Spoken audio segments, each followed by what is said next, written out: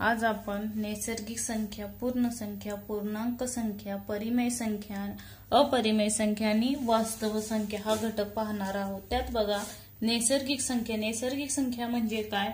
ज्या काही आपण मोजू शकतो, रोज वापरात आहे त्याला काय म्हणलं जातं? नैसर्गिक संख्या किंवा मोज संख्या असे म्हणतात। बघा त्याची सुरुवात 1 पासून होते। 1 2 3 4 5 6 अशा ज्या काही अनंत संख्या आहेत ज्या पुढच्या त्यांना काय म्हणलं जातं? नैसर्गिक संख्या। सर्वात लहान नैसर्गिक संख्या जर विचारली सर्वात लहान नैसर्गिक संख्या कोणती आहे, तर 1 ही सर्वात लहान नैसर्गिक संख्या आहे। सर्वात लहान 1 ही आणि जर मोठी विचारली तर अनंत आहे, त्या काही आपण सांगू शकत नाही। पूर्ण संख्या त्याचा अर्थ पूर्ण संख्या होते, त्याला पूर्ण संख्या असं म्हणलं जातं। म्हणजे 0 हा संख्येचा त्या नैसर्गिक संख्येच्या समूहात काय मिक्स केला जातो किंवा ऍड केला जातो, तेव्हा त्याला पूर्ण संख्या असे म्हणले जातात। बघा 0 1 2 3 4 5 ह्या ज्या काही संख्या आहेत त्या पूर्ण संख्या आहेत। म्हणजे ह्याच्यात जर सर्वात लहान पूर्ण संख्या विचारली तर 0, ह्याच्यामध्ये तर व्याख्या सांगायचं असेल तर 0 पासून सुरू होतात आणि त्यात काय कुठल्या संख्या मिक्स होतात? नैसर्गिक संख्या मिक्स होतात, त्यांना काय म्हणलं जातं? पूर्ण संख्या म्हणलं जातं। सर्वात लहान पूर्ण संख्या जर कुठली असेल तर काय? 0 ही काय? सर्वात लहान पूर्ण संख्या आणि नैसर्गिक संख्यामध्ये सर्वात लहान 1 ही संख्या आहे। पूर्णांक संख्यामध्ये जर संख्या रेषेवर बघितल्या डाव्या आणि उजव्या बाजूला ज्या काही अधिकच्या म्हणजे धन आणि ऋण संख्या मिळून ज्या संख्या समूह तयार होतोय, कुठला? ऋण आणि धन संख्या मिळून जो काही संख्या समूह तयार होते त्याला पूर्णांक संख्या म्हणतात। बघा 0 1 2 3 4 ह्याच्या पुढे ज्या अनंत संख्या येतील त्या, परत -1 ऋण 2 ऋण 3 ऋण 4 ह्याच्या पुढे ज्या संख्या येतील त्या, ह्या सर्व संख्या कशा येतात? पूर्णांक संख्या येतात। मग धन संख्या आणि ऋण संख्या यांच्या संख्या समूहाला काय म्हणलं जातं? पूर्णांक संख्या। जर पूर्णांक संख्यामध्ये जर सर्वात लहान ऋण संख्या विचारली तर सर्वात मोठी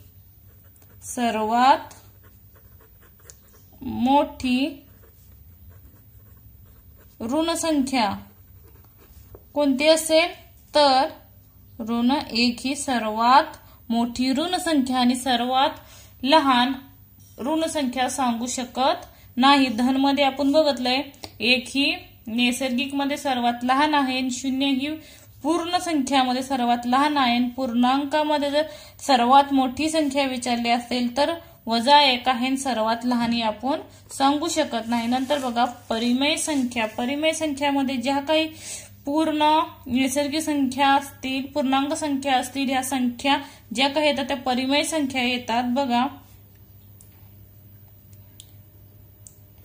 5/7 8 -5 -17/18 ह्या कशात येतात? पूर्णांक संख्यामध्ये येतात, एवढं लक्षात ठेवा। -11/8 ह्या सर्व संख्या पूर्णांक संख्या येतील। पण अंश आणि छेद घेताना समजा -11/8 घेतला, जर अंशाला a मानलं आणि छेदाला b मानलं म्हणजे a/b ही काय परिमेय संख्या आहे। पण b नॉट इक्वल टू 0 म्हणजे b ची जी किंमत आहे ती 0 नाही आली पाहिजे, नाहीतर पूर्ण संख्या परिमेय संख्यामध्ये येत नाहीत। म्हणजे -11/8 म्हणजे a/b असेल, पण b बरोबर नॉट इक्वल टू 0 असलं पाहिजे, म्हणजे b ची किंमत ही 0 नसली पाहिजे। बघा परिमेय संख्येमध्ये 2 भाग पडतात, एक खंडित दशांश रूप आणि दुसरी अखंड व आवर्ती दशांश रूप। त्यातील पहिलं बघा एखादं साधं एक्झाम्पल बघा। खंडित दशांश रूप कशामध्ये? परिमेय संख्येमध्ये पहिला खंडित दशांश रूप। उदाहरण बघा पहिलं -103 30 भागिले 5 बरोबर आहे का? अगोदर हे जर चिन्ह काय येईल, वजा अधिक असेल तर वजा राहील बघा भागाकार सोडवताना. 5 भागिले 10 30, 5 दोन्ही 10, 0 3 म्हणून इथे 0 पुढचा घेतला म्हणून 5 सक्क 30. बाकी किती आली 0. जेव्हा तुम्ही खंडित दशांश रूप देता तेव्हा बाकी 0 उरते, तेव्हा त्याला खंडित दशांश रूप म्हणतात. आणि जेव्हा बाकीच्या संख्येला जर 1 2 येत असेल तर ते बी मध्ये म्हणजे अखंड आवर्ती दशांश रूप मध्ये येतं, एवढं लक्षात ठेवा. बघा ह्याचा आन्सर काय येईल, वजा 10 30 भागिले छेदाला 5 बरोबर आपलं किती आलं भागाकार 206. आणि वजा अधिक असेल तर वजा होतं. हे काय येईल आपलं फायनल आन्सर येईल. म्हणजे जेव्हा बाकी 0 उरते आणि वजा काही अधिक वजा काय असायचे असेल, फक्त भागाकारला 0 आला पाहिजे तरच ते खंडित दशांश रूप म्हणून मानलं जातं. आता अखंड बघा, आता अखंड आणि आवर्त दशांश रूप बघा परिमेय संख्यातलं उदाहरण बघा. ह्याचं उदाहरण तुम्हाला समजेल म्हणजे कशाला अखंड. आणि एक साधं एक्झाम्पल बघा, 7/6 सोपं घेतलंय तर ह्याचा येणार काय येणार आहे, अधिक येईल कारण अधिक अधिक आहे म्हणून 6 भागिले 7 6 1 6 1 इथं 0 इथं पॉइंट 6 1 6 10तून 6 गेले 4 0 परत 6 6 36 परत 10तून 6 गेले 4 परत 0 परत एक 0 वाढवला परत 6 6 36 परत 4 राहिलं परत 40 परत 6 6 तर वजा बाकी कर जावं परत 6 6 36 म्हणजे इथं आपल्याला दिसून येते की परत परत रिपीट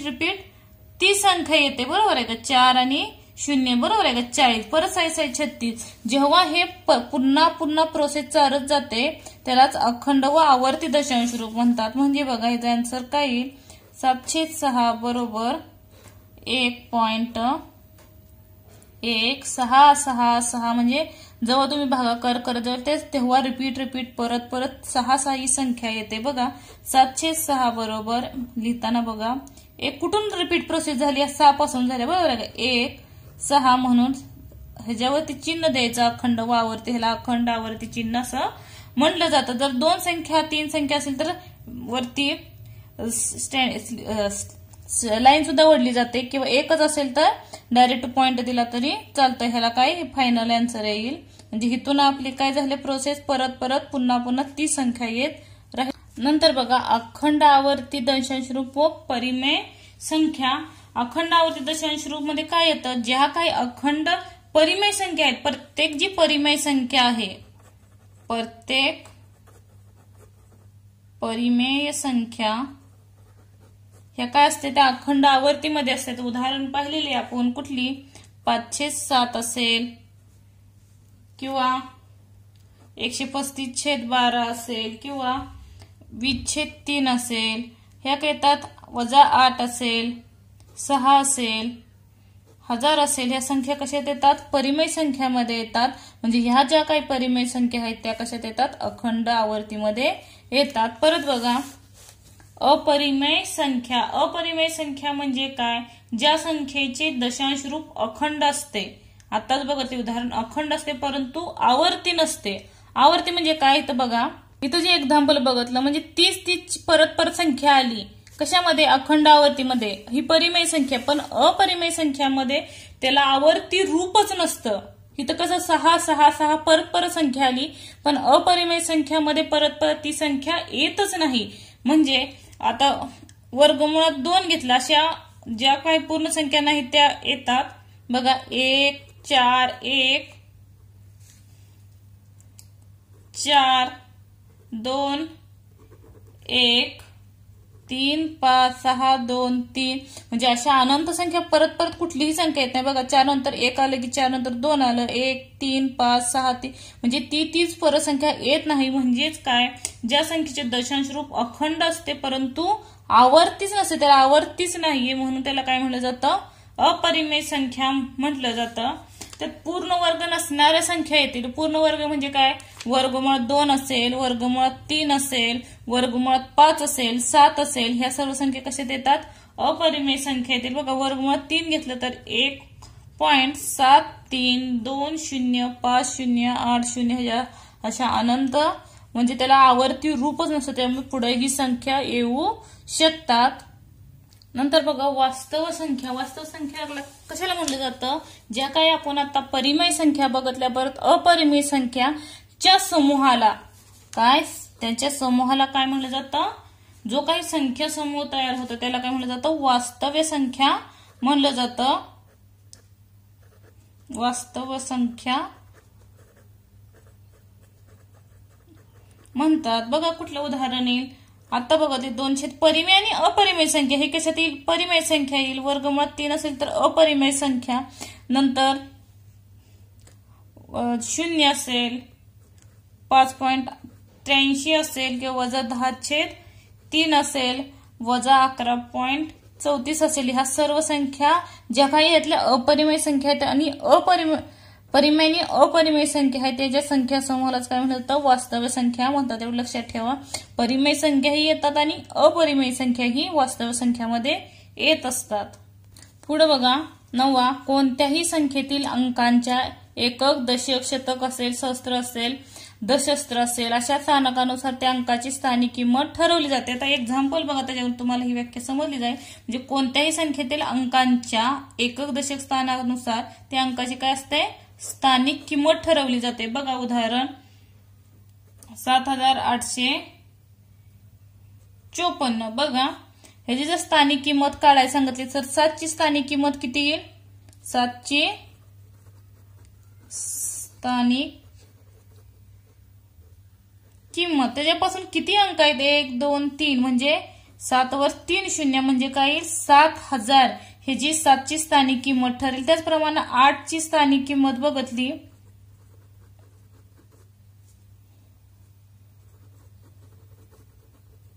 बघा 8 नंतर किती करायचं? 1 आणि 2 म्हणजे 8, 0 म्हणजे 800. ही काय झाली? त्याची 8 ची स्थानिक किंमत ठरली जाते. विचारलं जातं बघा 5 ची स्थानिक किंमत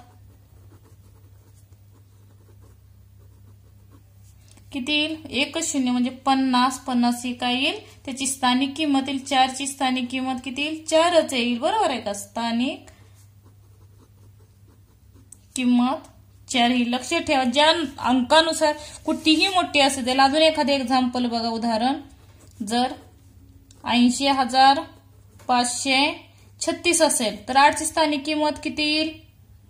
80,000 येईल. बरोबर. 1 2 3 4 म्हणजे 1 2 3 4 म्हणजे 80,000 येईल. तर 5 ची विचारली, 0 ची विचारली तर सांगता येत नाही, कारण डबल शून्यच येईल. आणि 5 ची विचारली तर 500 ही येईल, आणि 3 ची विचारली तर 30 येईल, आणि 6 ची स्थानिक किंमत 6 राहील. लक्षात ठेवा. नंतर बघा एखाद्या संख्येतील 10 एखाद्या संख्येतील एकक व दशक स्थानाच्या अंकाची अदलाबदल केल्यास तयार होणारी संख्या व मूळ संख्या यामधील फरक 9च्या पटीतच असतो. जर कुठलीही संख्या देईल, किती अंकी दिली, त्याची एकक व दशक स्थानाची काय करायची? अदलाबदल करायची. आणि जेव्हा त्यांच्या मूळ संख्या व तयार होणारी नवीन जी संख्या आहे अदलाबदल करून त्यांच्यातील जे फरक आहे तो किती असेल? 9च्या अंकाच्या पटीतील असेल किंवा 9च्या 2 अंकामधील फरक जाणवेल. बघा एक्झाम्पल वरून. उदाहरण 3258 हे काय त्यांनी दिलेलं उदाहरण आहे. तर ह्या अंकाची काय करायची? अगोदर अदलाबदल केली. बरोबर आहे का? ह्या अंकाची अदलाबदल केली. बघ काय येईल? अदलाबदल करून मिळणारी संख्या बघा ही काय येईल? हा एकक स्थानी आणि हा दशक स्थानी. बरोबर आहे का? बाकीची संख्या हा असेल. एकक स्थानची अदलाबदल केली तर इकडे येईल आणि हा इकडे येईल. बरोबर आहे का? 85 ही नवीन संख्या मिळेल अदलाबदल करून. तर ह्यांची फरक विचारला. बरोबर का? फरक असेल तर नेहमी काय असते?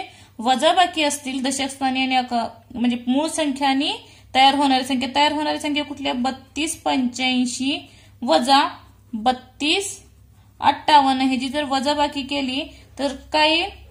15तून 8 गेले 7 राहिले, 8तून 6 गेले तर 2 राहिले, आणि बाकी तर शून्य राहील म्हणजे 27 ही संख्या मिळाली. बरोबर आहे का? 27 9च्या किती पटीत आहे? 9 त्रिक 27. बरोबर. 9च्या म्हणजे च्या पटीत संख्या येते. बरोबर. 9च्या पटीतील म्हणजे 9 त्रिक 27 ही 9च्या पटीतील संख्या मिळाली म्हणजे किती? 27. आदला बदल करून मिळणारी संख्या लक्षात ठेवा.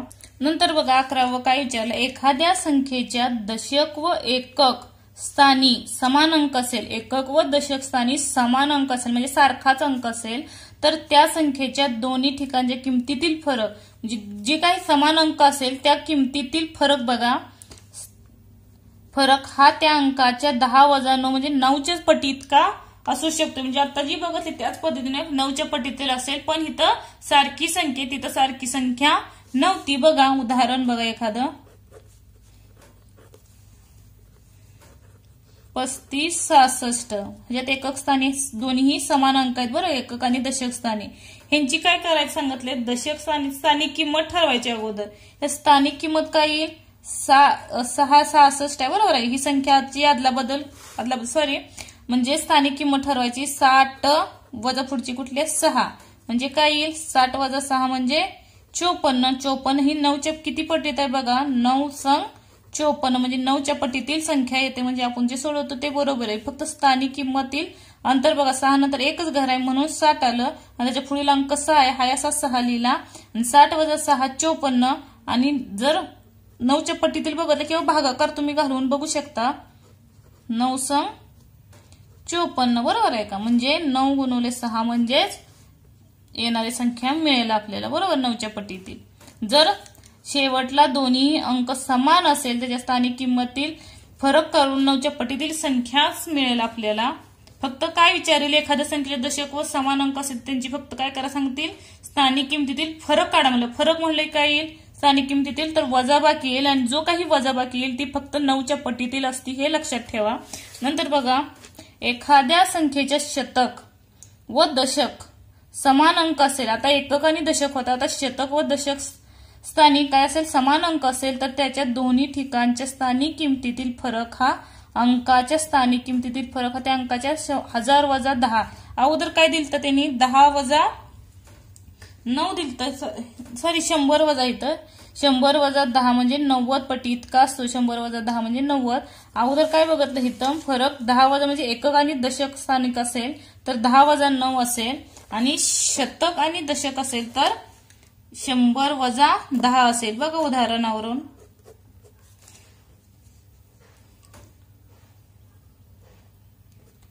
54 48. आता इथं बघा शतक एकक दशक शतक आणि हा काही दशक स्थानिक कुठला अंक समान अंक आहे. बरोबर आहे. ह्याची जर स्थानिक किंमत काढली तर 4 नंतर किती येते? घर 2 म्हणून 2 शून्य आणि 4 नंतर ह्याची जर स्थानिक किंमत काढली तर किती येईल? 4ची ह्या 40 येईल. वजा 40 केलं तर येणार आन्सर किती येईल आपलं? 360 येईल. तर 360 ला तुम्ही किती 9च्या पटीतील सांगितले? 9 त्रिक 36 आणि पुढचा शून्य जे 0 तर 30 गुणिले 9 किंवा 9 गुणिले 30 म्हणजे 9च्या पटीतीलच संख्या येईल. म्हणजे 9 गुणिले 30 करा किंवा 30 गुणिले 9 करा 30 संख्या म्हणजे 360 ही संख्या मिळेल. म्हणजे 9च्या पटीतीलच संख्या मिळेल. बरोबर आहे का? सॉरी 9 चौक 36 इथं चुकलं माझं बघा. 9 चौक 36 9 त्रिक 27 येतं म्हणजे 9 गुणिले 40 म्हणजेच किती?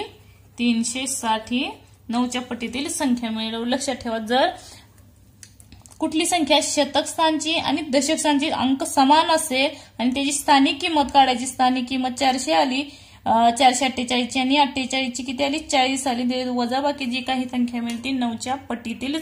पुढे बघा एखाद्या संख्येत शतक व एकक स्थानी समान अंक असेल. काय सांगितलं? एखाद्या संख्येत शतक व एकक स्थानी समान अंक असेल. त्याला अगोदर काय बघितलं आपण? दशक व एकक स्थानी समान अंक नंतर शतक व दशक स्थानी. आता शतक व एकक स्थानी समान अंक असेल तर त्याच्या ठिकाणच्या स्थानिक किमतीतील फरक हा त्या अंकाच्या किती सांगितलाय? 100 वजा 1 म्हणजे 99 पटी इतका असतो. म्हणजे अगोदर कसं 9च्या पटीतील होते 9 ते 27 आता 99च्या पटीतील असेल. बघा एखादं उदाहरण 63 73. बरोबर आहे का?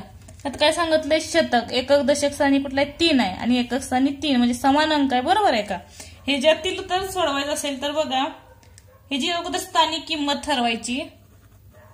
स्थानिक किंमत बरोबर किती येईल, किमतीतील फरक बरोबर याचे 300 येईल आणि वजा 3 म्हणजे किती येईल 297. ही 9चे किती पटीतील येईल ते बघायचं असेल तर कसं बघणार, 9 त्रिक 27 बरोबर, 99 गुणुले 3 बाजूला गुणाकार बघा, 9 त्रिक 27, 9 त्रिक 27 आणि 2 29 म्हणजे 99च्या पटीतील संख्या मिळेल. म्हणजे 297 ही 99च्या पटीतील असेल. नेक्स्ट बघा, एखाद्या संख्येत सहस्र म्हणजे 1000 व दशक स्थानातील अंक असेल तर त्याच्या दोन्ही ठिकाणच्या किमतीतील फरक हा त्या अंकाच्या 1000 वजा 10 बरोबर 990 पटी इतका असतो. म्हणजे आता काय, 1000ची किंमत आणि दशक स्थानची किंमत, स्थानिक किंमत ठरवायची आणि त्याच्यानुसार त्या अंकाची काय करायची, फरक म्हणजे वजाबाकी करायची आणि येणारी संख्या ही अगोदर 99 होती बरोबर आहे, 99च्या पटीतली होत्या, तर 990च्या पटीत काहीच अवघड नाही, तसंच आहे सेम. बघा उदाहरण,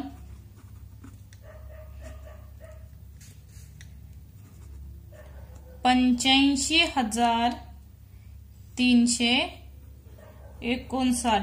तर ह्याच्या सहस्र ठिकाणी कुठला येईल बघा, एकक, दशक, शतक आणि सहस्र म्हणजे 1000. सहस्र म्हणजे 1000 असं लक्षात ठेवा. ह्याची स्थानिक किंमत ठरवू बघा.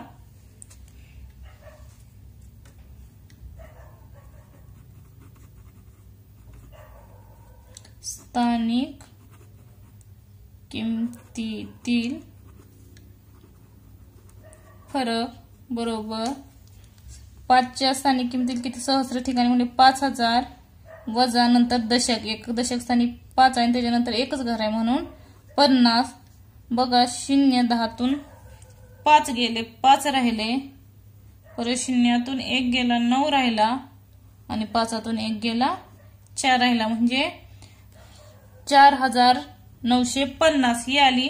आता ही कितीच्या पटीत आहे बघा, 990चे किती पटीत येईल, गुणुले 5 केलं तर आपल्याला जे काही येईल ते 990च्या 5व्या पटीतली संख्या आपल्याला. पुढच्या तासाला आपण नैसर्गिक संख्या, पूर्ण संख्या, पूर्णांक संख्या, परिमेय संख्या, अपरिमेय संख्या आणि वास्तव संख्या यांची उदाहरणे पाहणार आहोत. त्याच्यामुळे नक्की पहा व्हिडिओ. धन्यवाद.